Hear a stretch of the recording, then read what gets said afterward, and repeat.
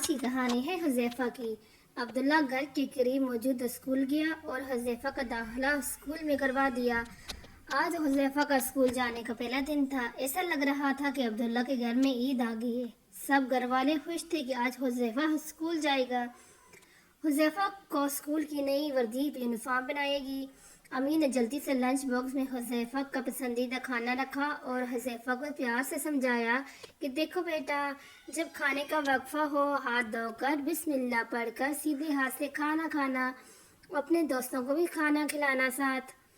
حذیفہ میاں اپنے ابا جان کے رشکے میں بیٹھ کر اسکول پہنچے، لیکن یہ کیا، جیسے ہی حذیفہ اسکول میں داخل ہوا اور حذیفہ کے ابو واپس آنے لگے تو حذیفہ نے زور زور سے رونا شروع کر دیا۔ عبداللہ اتنا رویا کہ عبداللہ کو اسے واپس گھر لانا پڑا۔ گھر آ کر عبداللہ نے حذیفہ کو بہت سمجھایا اور علم حاصل کرنے کے فائدے سنائے، لیکن حذیفہ میاں نہ مانے اور اسکول جانے کے لیے بالکل بھی تیار نہ تھے۔ اب تو عبداللہ بہت پریشان ہوا اور حذیفہ کی والدہ سے مشورہ کیا۔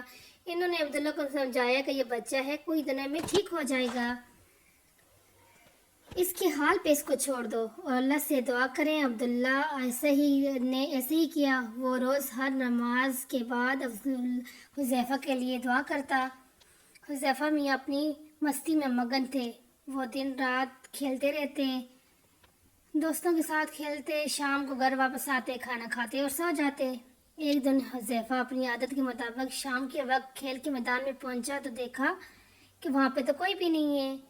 وہ بہت پریشان ہوا اور پھر واپس گھر آ گیا۔ دوسرے دن بھی یہی ہوا، یہاں تک کہ ایک برا ہفتہ گزر گیا۔ اب حذیفہ نے بھی گھر سے نکلنا چھوڑ دیا۔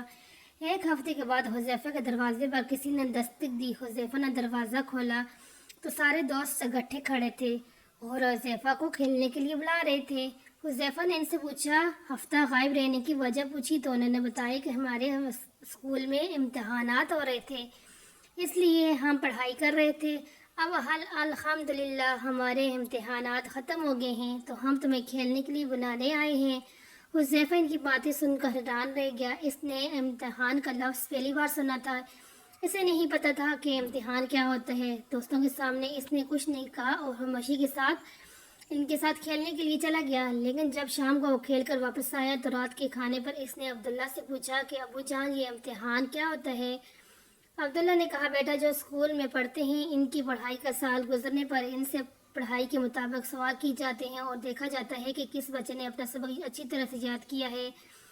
سب اچھی طرح سبق یاد کرنے والے بچوں کو اچھے اچھے تحائف دیتے ہیں اور گھر میں بھی خوش ہو کر اس کو انعام دیے جاتے ہیں۔ تحفوں اور انعامات کا سن کر حذیفہ کے منہ میں پانی آ گیا۔ اس نے ابو سے کہا، ابو کیا مجھے بھی انعامات مل سکتے ہیں؟ عبداللہ نے کہا، کیوں نہیں، اگر تم اسکول جاؤ اور دل لگا کر پڑھو تو تمہیں بھی امتحانات ملیں گے اور تمہاری امی ابو بھی خوش ہوں گے، اور جب کسی بچے سے اس کی امی ابو خوش ہوتے ہیں تو اللہ تعالیٰ بھی خوش ہوتے ہیں اور ہر کام میں اس کی مدد کرتے ہیں۔ اب حذیفہ بہت افسوس ہوا کہ اس نے اپنی امی ابو کا دل دکھایا اور ان کی بات نہ مانی۔ اس نے اپنے امی ابو سے معافی مانگی اور ان سے وعدہ کیا کہ وہ اب ہمیشہ ان کی بات مانے گا اور کبھی بھی ان کی نافرمانی نہیں کرے گا۔ دوستو، امی ابو ہمیشہ ہماری اچھائی کے بارے میں ہی سوچتے ہیں۔ ان کی چاہت ہوتی ہے کہ ان کا بیٹا بیٹی دنیا اور آخرت میں کامیاب ہو، اس لیے بھی ان کی نافرمانی نہیں کرنی چاہیے۔ اگر کسی بات پر ابو امی ناراض ہو جائیں تو فوراً معافی مانگنی چاہیے، کیونکہ جس سے اس کے امی ابو ناراض ہوتے ہیں اس سے اللہ بھی ناراض ہوتا ہے۔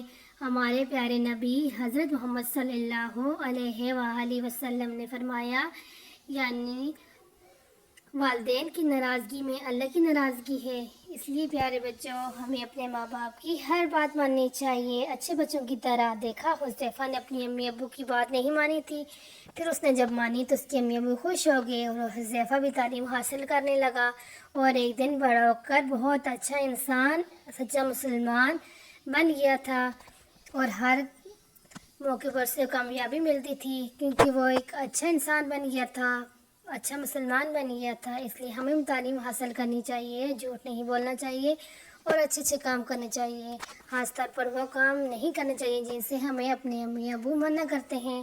اوکے بچوں، اب اگلی کہانی کل آپ کو سناؤں گی۔ اللہ حافظ۔